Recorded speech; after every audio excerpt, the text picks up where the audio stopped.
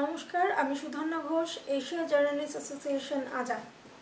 স্বাভাবিকের তুলনায় কম বৃষ্টিপাতে দেশে এল নিনো পরিস্থিতির আশঙ্কা তৈরি হলেও এই মুহূর্তে সেরকম কোনো সম্ভাবনার কথা দিল্লি আবহাওয়া দপ্তর কর্তৃক খারিজ করা হয়েছে।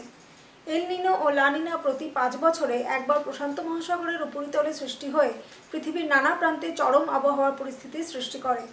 এল নিনো ও লা নিনার প্রভাবে যথাক্রমে খরা ও বন্যা পরিস্থিতির সৃষ্টি হয়। কৃষি নির্ভর উন্নয়নশীল দেশগুলি এর ফলে ক্ষতিগ্রস্ত হয়।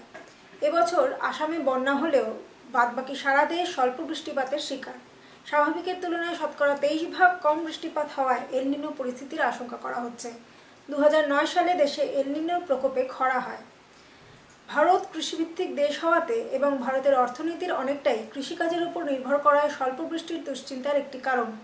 দেশের হাজার হাজার কৃষক পরিবার কৃষিকাজের উপর ভিত্তি করেই জীবন নির্ধারণ করেন বলে স্বভাবতই তারা দুশ্চিন্তায় পড়েছেন।